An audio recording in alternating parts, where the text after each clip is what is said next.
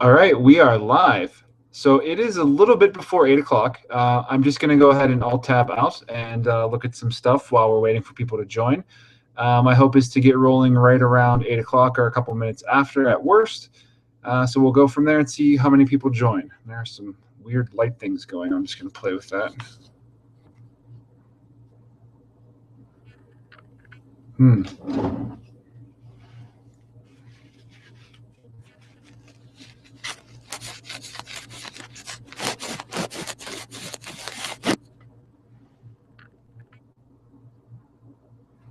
Hey, that's better.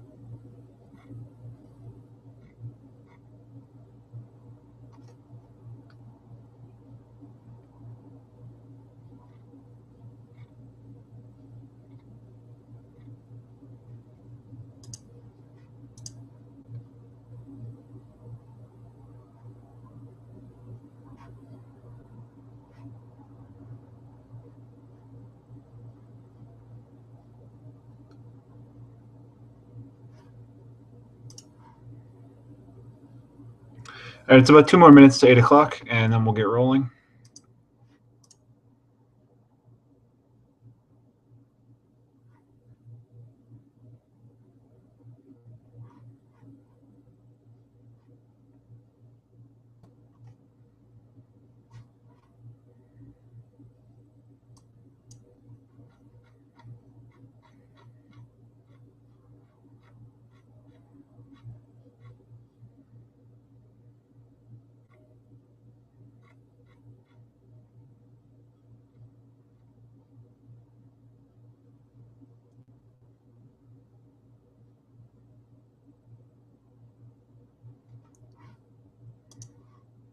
I see we have one person just joined, so hello.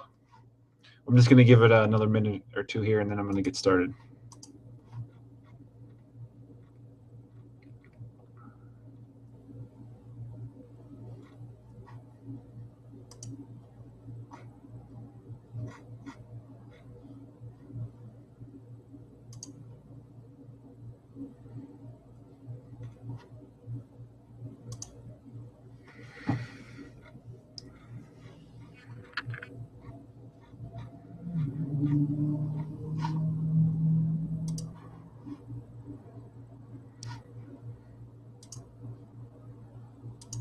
All right, just one more minute. I'm going to wait till 8:01.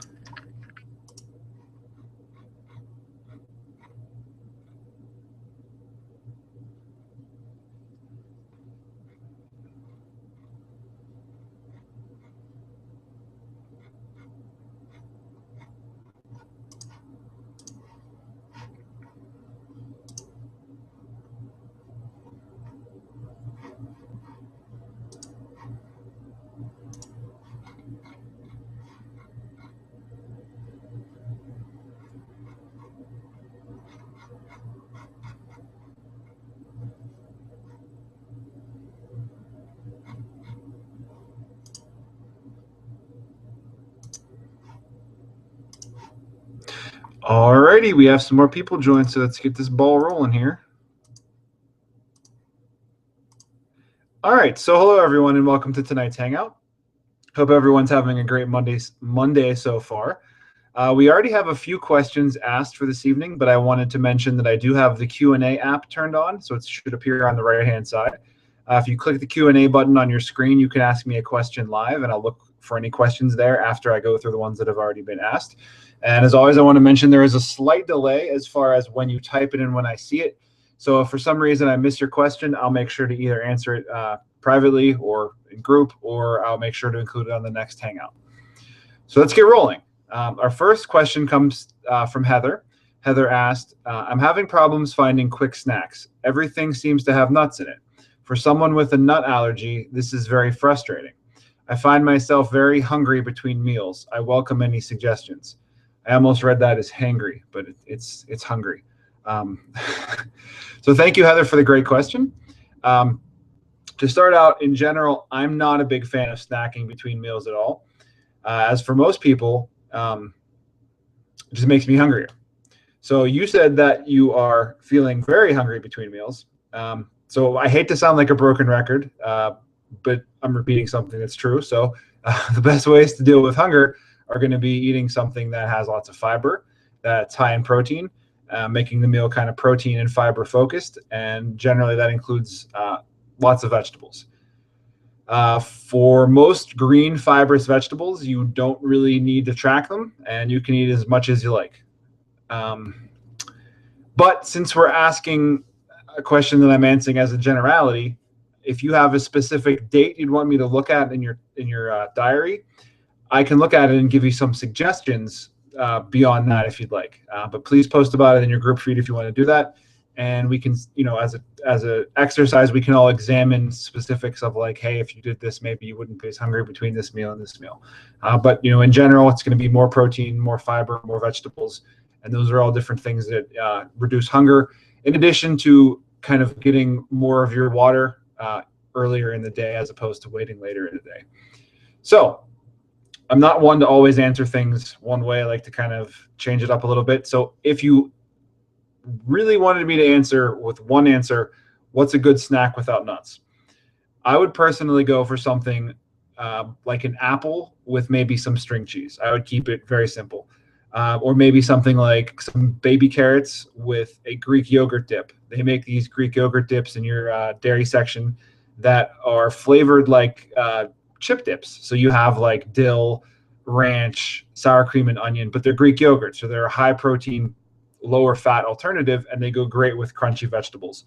I know for myself, sometimes when I want to have a snack, like when I'm on vacation, I'll buy like a veggie tray. So like green peppers, cauliflower, broccoli, carrots, that type of stuff. And I'll eat it with Greek yogurt, and it's a crunchy snack, gets you some protein, fills you up with fiber, and it's an easy way to stay low on calories and feel full too. Bananas are good too. Eat a banana every day before I work out, but I eat the really ripe bananas because the riper they are, the more quick energy they provide to you. So I pick ones that are like yellow with black spots on the skin on the outside, and that means that they're really quickly broken down into energy, which is what I want. So the closer to a green banana that you pick, the slower digesting it's going to be, and it's going to provide you longer energy simply because your body's going to take longer to break it down. And I don't want to get everyone bogged down in the details, but it's just that as the banana ripens, it takes more energy in your body to break down the type of starch that it is. So that's why I go for the brown ones before working out, because I want that energy right away. Same if I'm having like something to eat mid-workout, same thing. Just go for the ripe bananas for me. But like I said, probably my go-to would be an apple and maybe some string cheese. So I believe that answers that question. Like I said, if you want us to, like, as an exercise, work on a specific day where some suggestions would work. But in general, more protein, more fiber, more vegetables. But if you have to snack, something simple that's ready-made in nature, like an apple, banana, something like that, carrots, something along those lines. Alrighty. The next question comes from Rose, and Rose asks, I'm taking measurements for my updates, and I'm feeling like I'm pulling too tight. Do you have any techniques to make measurements to take them more accurately? Thank you for the question, Rose. You definitely don't want to be pulling too tight when you're taking your measurements. I think the biggest factor here is probably going to be the measuring tape that you use.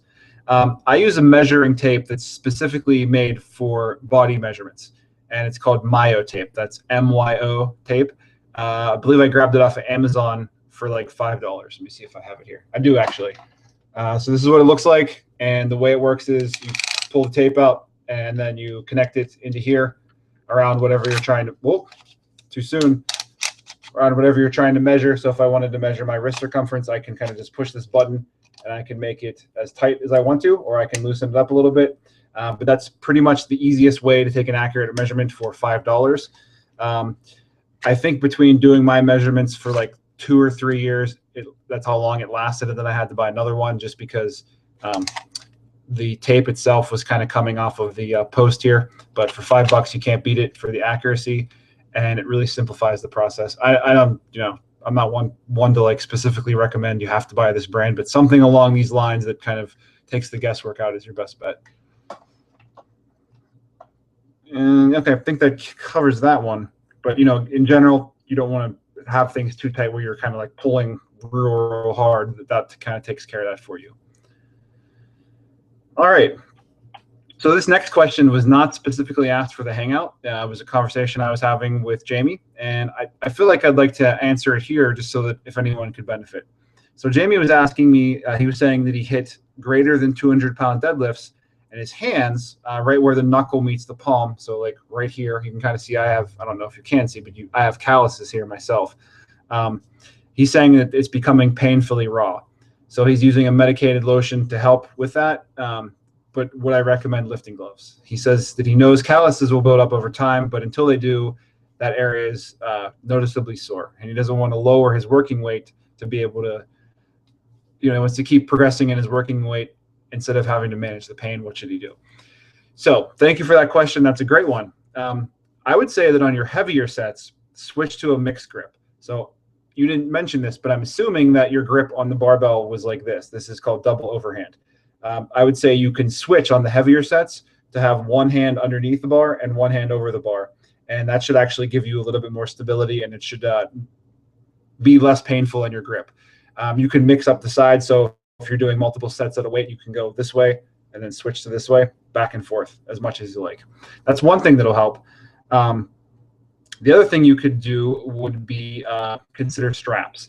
Now, the other thing with straps is your grip's not going to get progressively stronger from those top sets because the straps do a lot of the work for you in your hands, that is. Meaning if you don't really care about your grip strength, then go for straps. I use straps on some of my heavier sets, depending on the exercise, simply because I don't really care about my grip strength. I'm doing the exercise to target certain muscles, and if I really want to improve my grip, I'll do something else.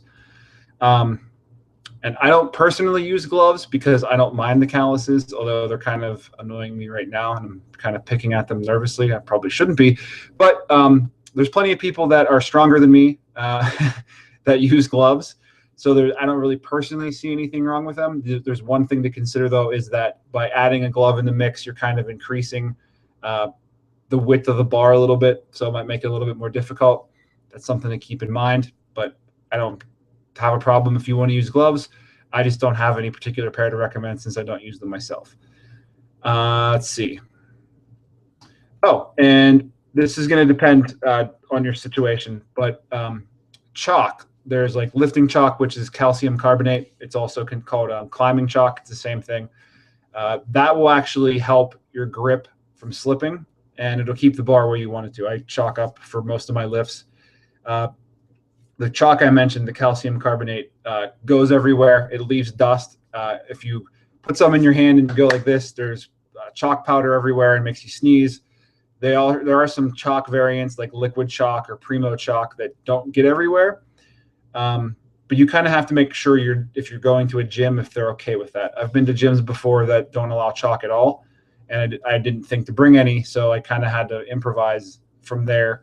So that's just one thing to keep in mind. But switch up your grip. You could potentially consider gloves and think about using some chalk to kind of help out with that. And any combination of those will certainly help out. I'd say keep using the lotion too to kind of help with the calluses. If you start to develop calluses and you have to be careful, because if they're too big of a callus, they can rip, which is not pleasant. So they make things like a pumice stone where you can kind of file them down. I know that kind of sounds disgusting, but that's just kind of a consequence. So if anyone's watching or listening and you're scared off by that, just then get gloves. So then you won't have to deal with that. All right. Our next question comes from Sandra. She asks, I'm getting ready for a vacation at the end of August, and I'll be in a hotel with no fridge. Do you have any thoughts on any good, healthy foods that I can get so that I can avoid having to go out to eat for every meal? That's a great question and a rather timely one, because most people in the U.S. go away for the summer. We have some people here that are from Australia, things like that, so that now's their winter, so it's maybe not as timely of a question, but it will be timely again soon enough for everyone. So without a fridge, that's kind of a tough situation to be in, to be honest. Aside from having a cooler with ice, I don't know if you want to go that route. Otherwise, if you did, you can pretty much buy the same things you buy at home.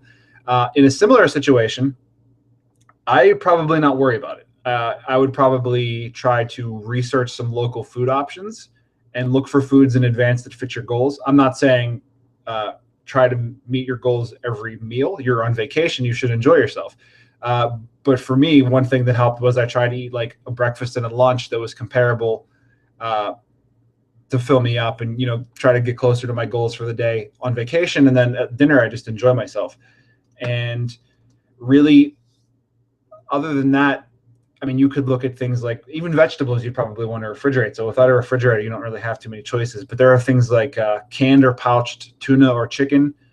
I probably wouldn't choose to eat that on vacation myself, even though plenty of people have no problem eating tuna out of a pouch. That's not my style. Honestly, like I said, I don't really think you could not really worry about it too much. Instead, research some options so that you're not feeling like you're making the worst possible choice when you're going out to dinner. I used to do that where I would say, I'm out at dinner, I'm going to eat the worst possible thing I can order on this menu, like the heart attack burger or whatever. I'm going to get nachos for an appetizer and then a burger and fries every meal because this is awesome. I don't have to care. And I'm also not saying order chicken breast and broccoli every meal either, but you could kind of just make a choice that's kind of in the middle there. That's not the worst choice. It's not the best choice. Just make the best choice you can. And it could just be small things too that help out, like maybe skipping an appetizer or just passing on the bread, going from there. Like I said, I wouldn't worry about it too much.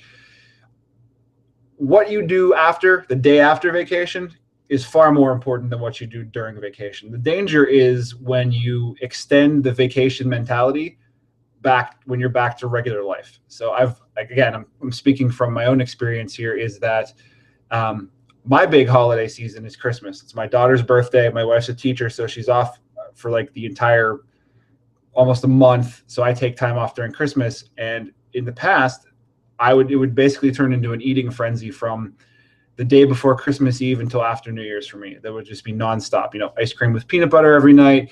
What the heck? I'm on vacation. It's the holidays, blah, blah, blah. And then the first week back to work, I'd have to like undo a bunch of that I did. So my approach has been just kind of enjoying myself, but also being mindful. And what I mean by being mindful is actually order a portion that's not like a crazy portion like you get in most restaurants. Split a meal with someone if you like. Take some of it home, have leftovers, and eat slowly and enjoy your food. I think if you get into the habit of mindful eating, you'll find that you're actually fuller sooner than you think. I'm a person that used to eat incredibly fast, and I've joked that I could be a competitive eater, and I still think I could.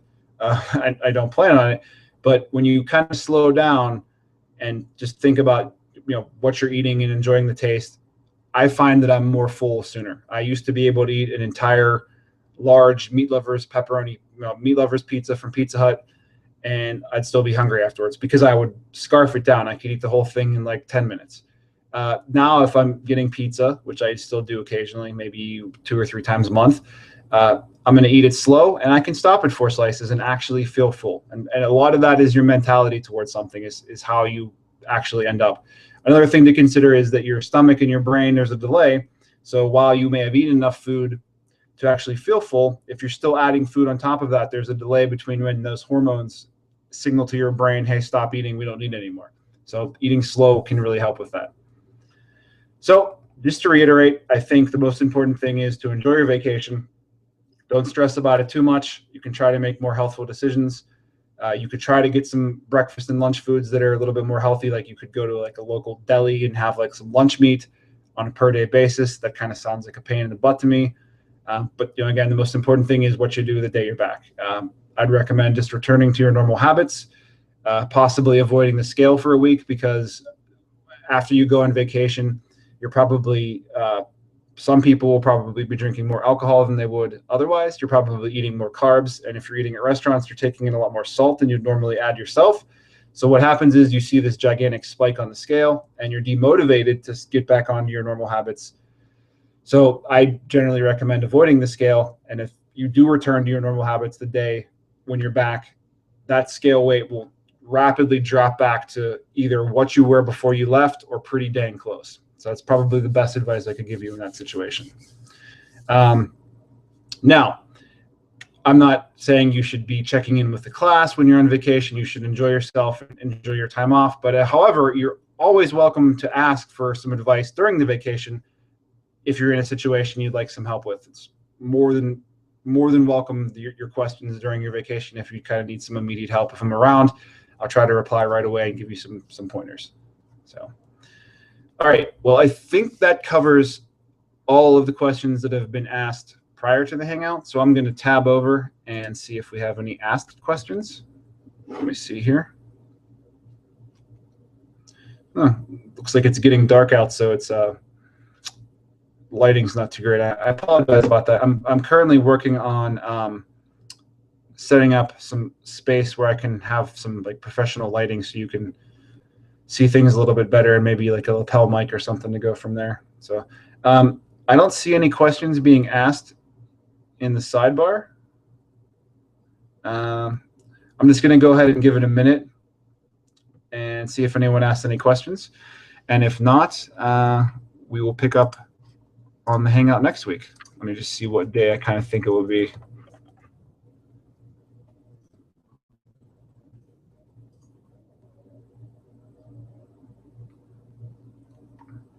It'll probably be Monday again next week as well.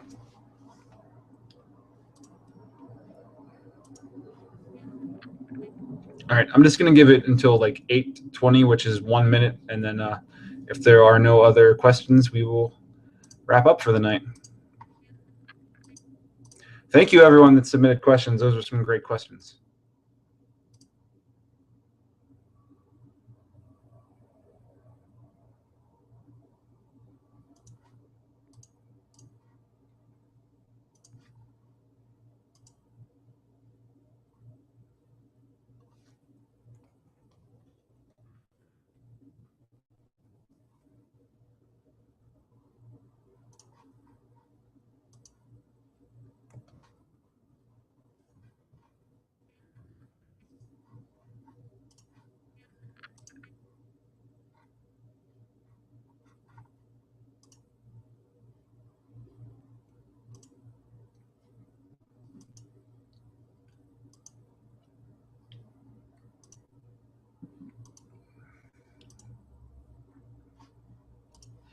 Alrighty, I do not see any questions currently being asked, so I'm going to say good night to everyone.